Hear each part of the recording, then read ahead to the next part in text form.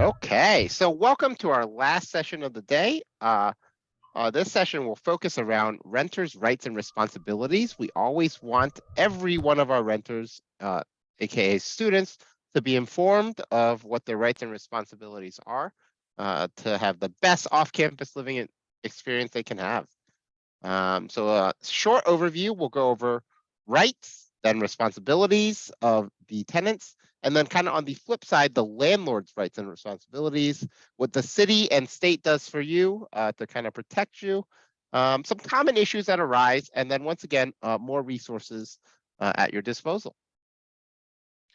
Once again, we are the off-campus of engagement and support located at 151 Spear Hall. Our phone number is 617-373-8480, and you can email us at offcampus@northeastern.edu.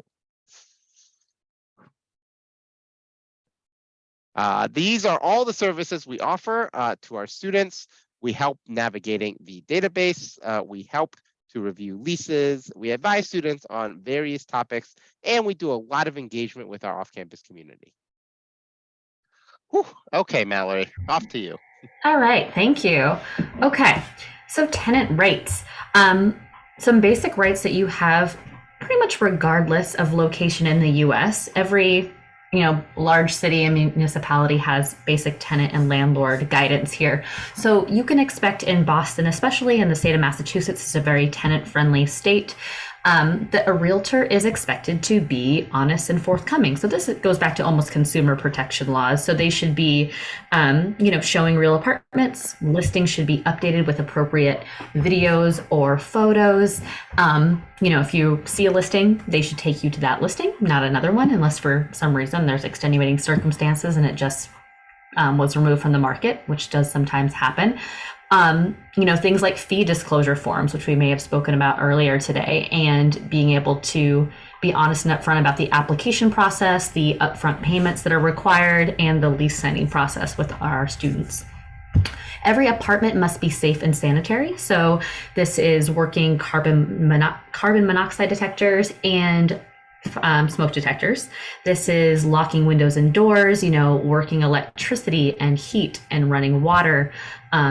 Things like it being pest free, it needs to be stable. So there has to be, just the floors need to be secure. Any railings need to be secure. Everything needs to be in good working order. And maintenance needs to be timely and effective. Specifically in Massachusetts, things need to be fixed between or within a reasonable amount of time, which is a little bit vague. It can be ambiguous, but depending on the issue at hand, the response needs to match how egregious the issue is. So, a pest problem needs to be mitigated they should come out, within a couple days. It should be mitigated within maybe 30 days after they're actually able to treat for the pest. Something like not having any heat needs to be rectified immediately in the winter time. So within like 24 to 48 hours, that should be fixed, or another alternative should be presented to the tenant. All housing codes need to be met, and that sort of goes back to this safety and sanitary, but there is a very long state housing code here, which is over 50 pages long. So if you have a very specific question, like does there have to be a vent in this part of my kitchen, you can find out. I've had some fun reading that when I'm trying to answer very specific parent and student questions. So I've learned that, you don't have to have a vent in a bathroom or in a kitchen if there's a window. So something like that is written explicitly in the state sanitary code. And all security deposits need to be held responsibly. This means in an interest-bearing account at a bank, and they should be given the receipt for that. So a student should be given a receipt showing where their security deposit is held, and it should be returned within the appropriate amount of time, which here in Boston is within 30 days of the lease ending. Great. And on the flip side, the tenants also have a responsibility to the landlords or the property manager of the unit they're living in. They need to pay their rent on time and in full. And how this is done is usually listed on the lease and agreed upon is in writing. It should be the first of every month by a certain method, or the last of every month by a certain method. It is just something that the tenants always should do. The tenant should also keep their unit clean and orderly. This is for both safety and cleanliness standards. You don't want to attract pests and cause an issue for the unit. And so you should abide by all trash removal policies, and all hallway and common space cleaning policies. And you report your maintenance issues. If you have like a leak, make sure to report it. Otherwise, if it goes untreated, it might cause a larger issue down the line. And because landlords don't visit in the units without a major issue, you are the only ones that are monitoring it as a tenant. So you always want to report the issues within your own units. You and your roommates, I guess, the next line, are jointly liable. All your names are on the lease. You legally signed the document. So you want to make sure that if your roommates are doing something that you might not agree with, you also should kind of talk to them and also make sure you address any issues that could be there. And then abide by all the clauses. We talked about this a little before. Trash, noise, sublet. Those are the common ones that you want to kind of just look for, and just be a good person, be a good neighbor. We have a whole series on it on our website. That's great. But yeah. Okay, so we're moving on to now the landlord's rights and responsibilities, which are kind of reflective on the other side of the tenant. So we've already mentioned this. The landlord is the owner and they are responsible for maintaining the apartment. So everything not only needs to meet code and be pest free and safe, but those structures need to be maintained. So if something does break while your student is there, the landlord is responsible for fixing it. So it should not be on the tenant to fix an oven or fix a washer and dryer or to get the locks changed. All of those things are the landlord's responsibility. And a landlord cannot, retaliate against a tenant for exercising their laws. So if you don't have running water and it's not being addressed, or heat is not meeting the requirements here, or appliances go without working for a long period of time and without being replaced, in Boston specifically, there is a hotline you can call. It's Boston 311. So you can dial 311 and report this to the city. We usually, would not advise that until at least obviously a student has put in a maintenance request, followed up with the landlord, preferably in writing, stating, the issue, how long it's been, and the, demanded action that they want to have take place. But 311 can be a great resource, as they will send someone out, usually within a couple days, unless it's an emergency. But they send out an inspector. This is a free service, and they will write up a report and give a copy to you, and they'll send a copy to the landlord that's on file with the city as the owner. So then it's very clear what the issues are and how long they have to fix it. So as mentioned earlier, they might only have a week to fix something, or something might need to be fixed even sooner, or they might get more time. And this is great because it kind of starts that paper trail, not formal communication with the landlord of, what's not being maintained. Should that happen. So landlord rights, landlords obviously are expecting a prompt and full payment. So every student is jointly and severally liable within their lease. So every roommate needs to pay their rent on time. If one person is not paying rent, the landlord can see that as everyone's late on the rent. So things like late fees can be charged. In Boston. They can start charging late fees after 30 days late. However, they can start sending legal notices and charging for legal notices almost immediately. So things like a notice to quit, an eviction notice, those notices sometimes come with fees, which you can find out about in your lease. The landlord always has the right to enter the apartment for any valid purpose. So valid meaning to fix something, if they're worried about an emergency, whether it's a leak or no heat, or maybe they need to come in during winter break if they are thinking maybe the furnace isn't working and they don't want to have the pipes be frozen. So they have a right to enter their apartment. They have a right to send in maintenance people. They have the ability to send in realtors to do showings for the next year. But they are supposed to give notice unless it's an emergency. And in Boston, the expectation is that notice is reasonable, which is again vague. Many leases do say 1 hour notice, which I usually advise students to try to negotiate, with which I'm sure some are successful and some are not, because to me, 1 hour notice isn't much notice at all, where I would say 12 hours or 24 hours notice is much more reasonable.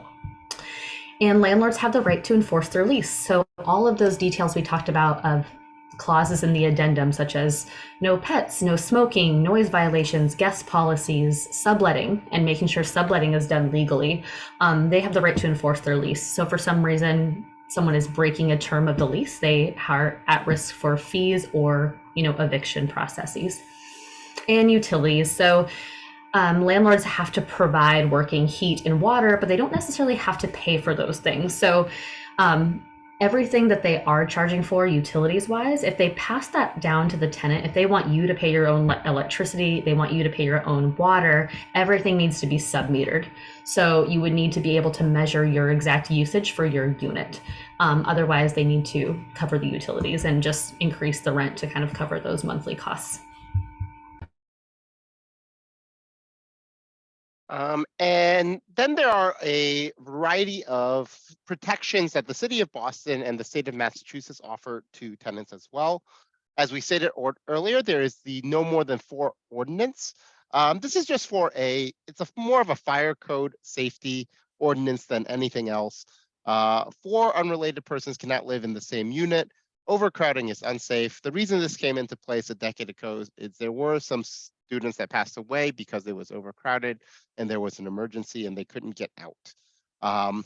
Legal fees, as we said before, the upfront costs you should expect: first month's rent, last month's rent, security deposit, and broker fee. And some of the normal addenda you can expect. We didn't mention this earlier, but it's a lost key fee. So it does sometimes cost extra to replace a lost or lost key. And this is actually also to protect the tenants, because if there is a lost key, you don't want anybody else entering that unit as well.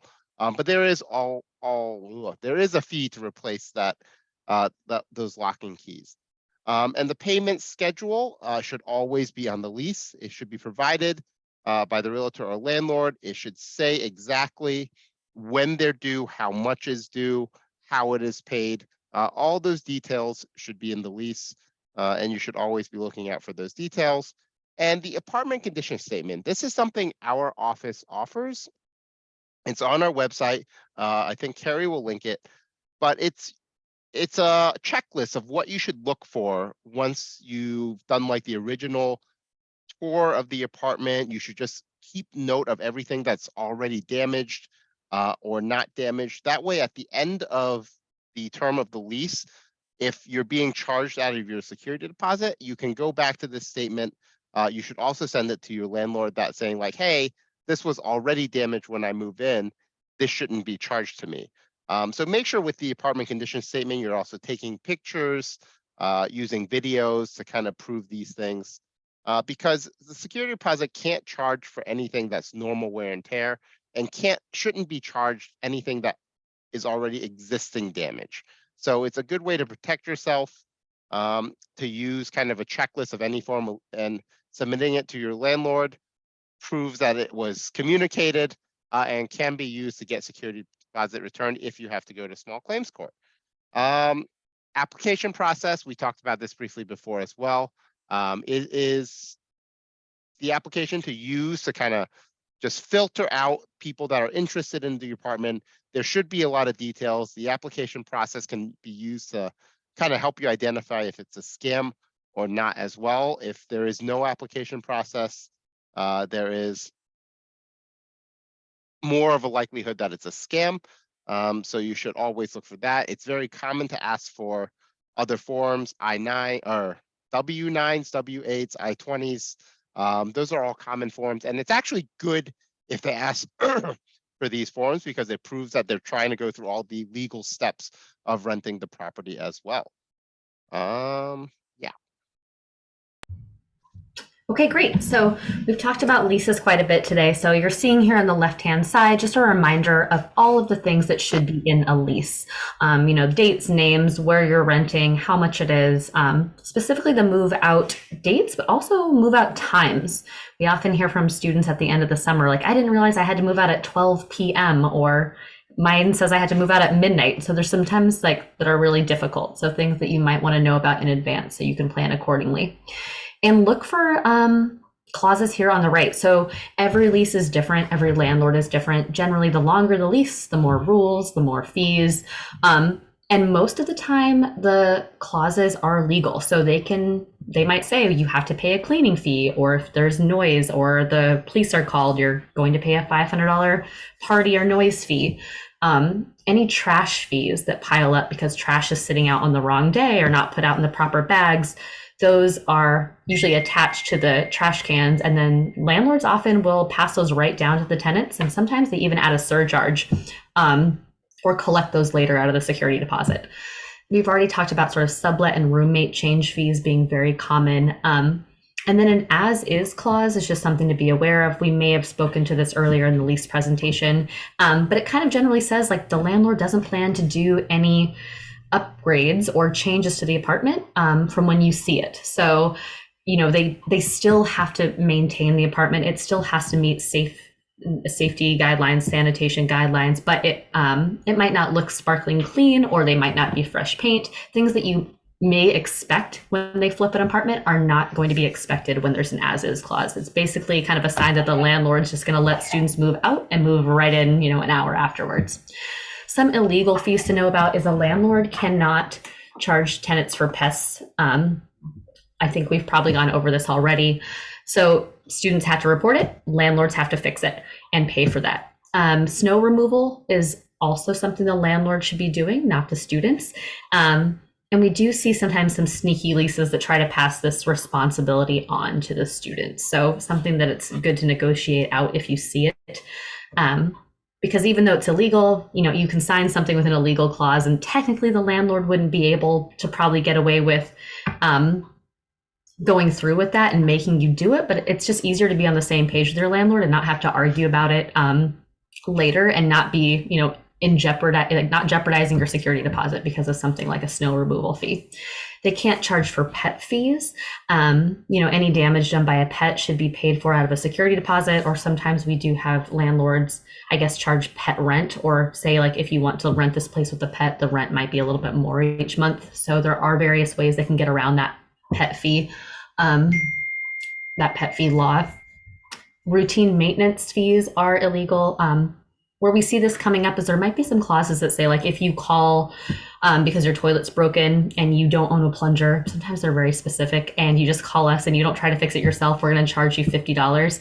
And I never like these fees. I always recommend that students kind of try to negotiate these fees to be written in their best interest. So saying things like, you know, they only get charged if it's due to negligence. So obviously if a student's misusing something, of course they could maybe be charged a fee if there's damage, but if there's no misuse happening, they're not being negligent, all of that maintenance, because things are aging or need general, you know, work on them, that should all be the landlord's responsibility. And lease re-signing. Lease re-signing fees should not really occur if all of the tenants are staying the same and the terms of the lease are mostly staying the same. Where we see re-signing fees being reasonable is when tenants are changing and there's going to be maybe new contracts, there's going to be additional applications, co-signers, credit and background checks needed. That might make sense. So just be mindful of any lease re-signing fees that seem unreasonable. And our top tips, just for legal protection, we've stated this before, have names of all the tenants on the lease. This is to protect the tenants, but it also protects the landlord. It literally protects everybody, just making it official that you all agree and have read everything through the lease. Get everything in writing, either via paper, email, anything that can be tracked. Make sure everybody has a copy, just so, once again, everybody knows everything that's going on. Request a completed lease to review. Sometimes you'll be sent a lease without the signature or without all the dates on it, and once you sign it, you don't get that copy back, but they have to legally send you that completed copy. So with all the signatures, all the contact information, make sure everybody has a copy of a completed lease, not just a blank one. And also, as we said before, make sure you know all the addenda. You can negotiate a lot of these clauses in the addenda, and you should always ask questions about everything in the process.